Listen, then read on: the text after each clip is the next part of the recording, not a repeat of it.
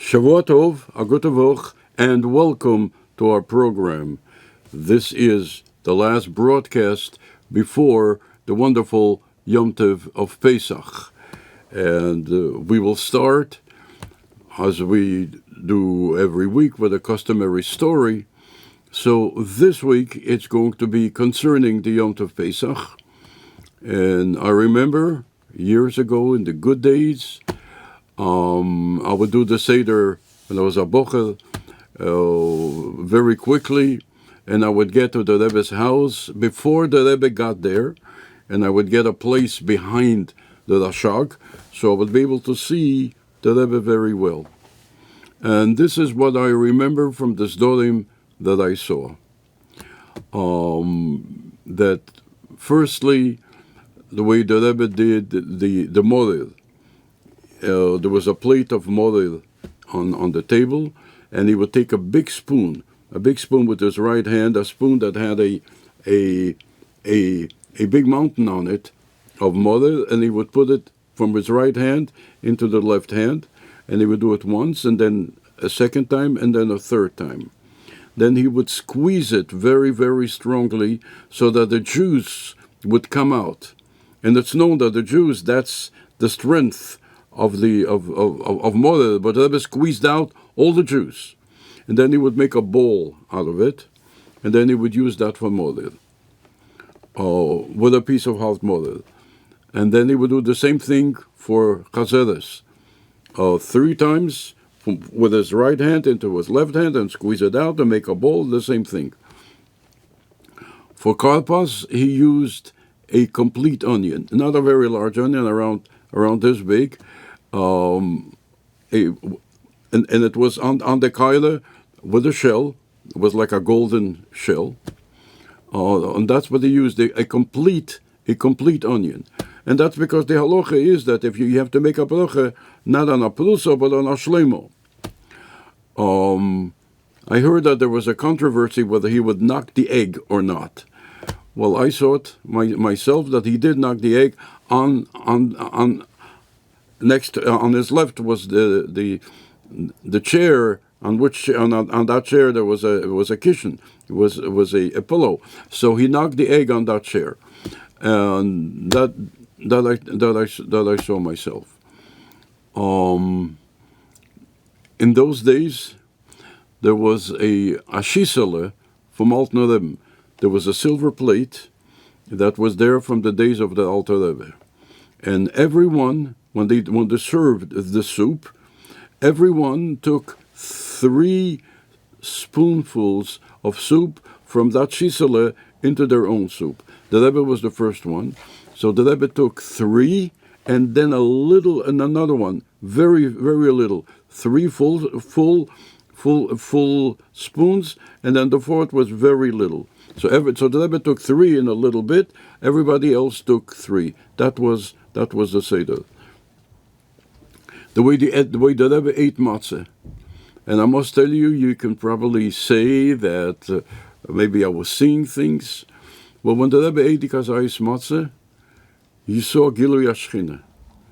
You saw Mamash, he was sitting like this with both hands, eating the kazayis matzah, and you saw godliness, and he ate in no time, effortlessly in no time. I don't know exactly how long it took him, a minute and a half, maybe 2 minutes. He ate it in no time, but you saw the Shchine when the Rebbe was eating the kazayis matzah. One of the years, when the Rebbe said the Haggadah, there were Giluyim, and everybody was quiet, and they heard the Rebbe say the Haggadah.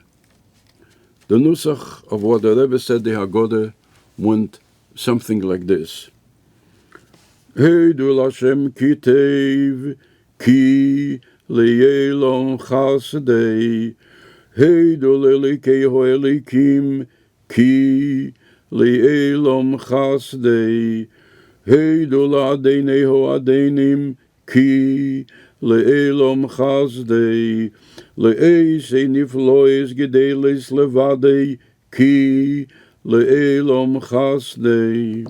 And the Rebbe continued. That was the Nusach that the Rebbe said, the Haggadah, that year, the Hidul Hashem Kitev, Ki le'elom chasdei.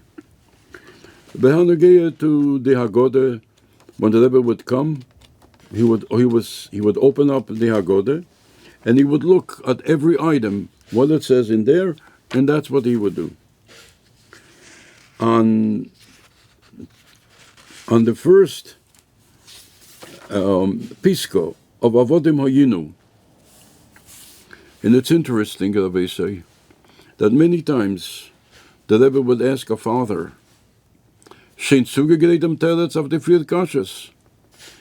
And many, I must say, of the fathers to whom the Rebbe said that, felt like the Rebbe was humoring them. He was telling them something nice. I don't know what they did about it, but that's not for me to judge. What the Rebbe was saying is that what we find by the Seder is a phenomenon. The children prepare for the Manishtano, and they prepare very well. You can tell, by the way, which child has a special teacher that has a special Haggadah and a special way of Manishtano and a special Chiveres of the four questions and so on. You see which teacher really prepared, and they do very well. You see that the teachers do very well. They're creative. They find new ways that the children should be able to associate with, and so on. So the children prepare for the Filkashas very well. Now the parents have to answer. So in many cases, present company excluded, the father says, yeah, and he rattles off the Haggadah. What the Rebbe says to the father is that you have an obligation, to answer your son. He asked you 4 questions, you got to answer him. And that's what the Rebbe told him. Moreover, asking the 4 kashas is not the Elaisa. It's a minik, Baruch Hashem. But the vehigada to levincho is midei. Your obligation to the child is midei. So the Rebbe said, did you prepare the answer to the 4 kashas? So in the answer to the 4 kashas, the first pisco is, you know that. And Almighty God took us out with a strong arm and with a strong hand, with an outstretched arm. And if Almighty God would not have taken out our forefathers from Mitzrayim,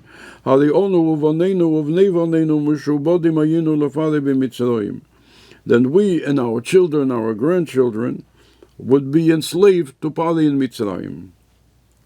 What is the depth of these words? What is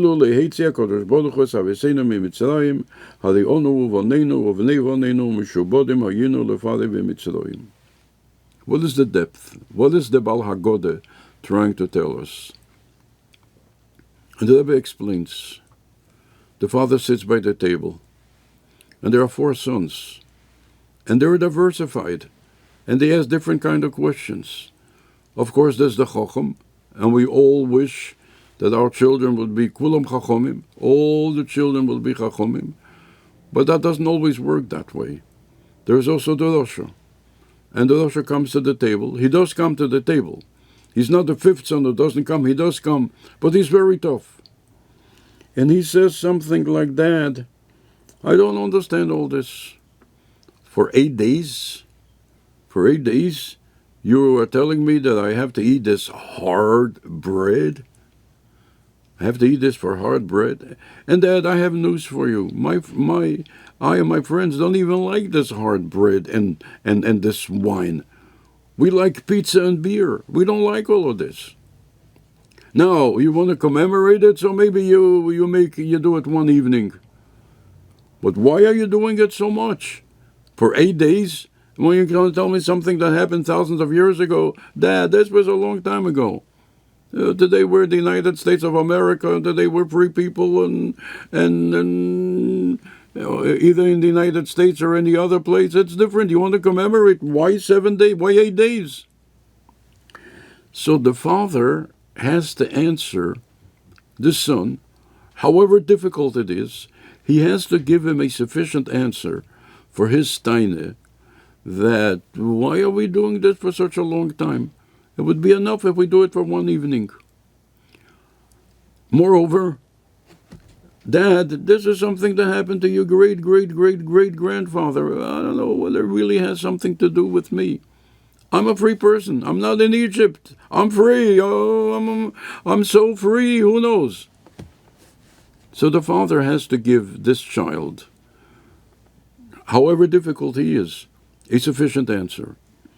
So the father says to him, listen here, my child. You think you're free because you are driving my Porsche on the highway 80 miles an hour. But let me tell you something, my son. If not that Almighty God would have taken us out of Mitzrayim, you wouldn't be driving my Porsche on the highway. You would be driving a camel in the desert. And therefore, it's not that only my great-great-grandfather went out of Mitzrayim. You went out of Mitzrayim. Because you would have been in Mitzrayim today. So therefore, Pesach is not only my grandfather's Yortzeit. My grandfather's a Yom Tov. It's your Yom Tov. It's your holiday. It's your festival. It's your Simcha. So therefore, rejoice in it like it's yours. There's a saying, Zekeli ve'anvehu. If this is my God, anvehu. Anvehu means I will beautify him. Anvehu also comes from the words anivahu. If it's my God, then it's me and him. Then we have a relationship. Then we can relate to each other. Elekei ovi. If it's only my father's God, then he's exalted from me. So the kid says, what do you want from me? This is grandpa's festival. And we're in the United States of America. And smell the coffee, the old talk. And the father says, no, my child. It's not my grandfather's festival. Not my grandfather's Yom Tov. It's your Yom Tov. You would have been in Egypt today, driving a camel in the desert. So therefore you should rejoice, it's your Yom Tov. And this is why we say later in the Agoda, Ve'esanu heitzi mishom. He took us out. Not only our grandfathers, and it's not only the Yom Tov of our grandfathers. Indeed, it is their Yom Tov, but it's also our Yom Tov. Ve'esanu heitzi mishom. And this is what the Baal Hagoda is trying to convey in the first Pisco of Avodim Hayinu. I'm reminded of the story of Esai, of a Jew that lived next to a Gentile. And the whole night Pesach, later the Gentile sees the Jew and he says, Mishka, you were making so much noise the whole night, I couldn't sleep. But I want you to know, but at the end of the night, you were screaming so loudly that I thought that my house is coming down. What were you screaming about? And the Jew doesn't want to say. So he says, but I'm your neighbor. What were you screaming about? He says, I was screaming, Leshono habo b'Yerushalayim. Next year in Jerusalem. And this fellow, without saying anything, said, hey, this is a good idea. Next year he's leaving. He should have left earlier. Next year, thank God. But he waits a whole year. And every moving truck that comes, he thinks will stop and he will move. But nothing happens. It's next year. And the same thing with the Seder. And he screams again. And the Gentile next day says to him, Mishka, what did you scream this year? I'm going to Jerusalem. Well, you said it last year. So the Jew's a little embarrassed and he says, yeah, but this year I'm going. He says, all right, fine. So he tells all his friends, the Jews, sometimes they're a little slow. It takes them a while to move. But this year he's going to Jerusalem. Watch out. We better get the house before somebody else gets it. And they're watching out and they're watching for a moving truck. No moving truck, no nothing. And now it's the third year. And the Jew is sitting by the Seder. And he comes to the Shona Bo Yerushalayim. And he lifts his eyes to Almighty God. And he says, Rebbeinu Shalom, Ich shem zach shein faden Gott, faden Goy. I'm already embarrassed for my neighbor, for the Gentile. Take us out of Golos. Rabbi said we're already embarrassed. We're saying every day Lashon Haba B'Yerushalayim every year. We say every year Lashon Haba B'Yerushalayim, and we're still in Golus. But we want to say Yibin Shalom this year, Lashon Haba B'Yerushalayim. Next year, we're in Yerushalayim.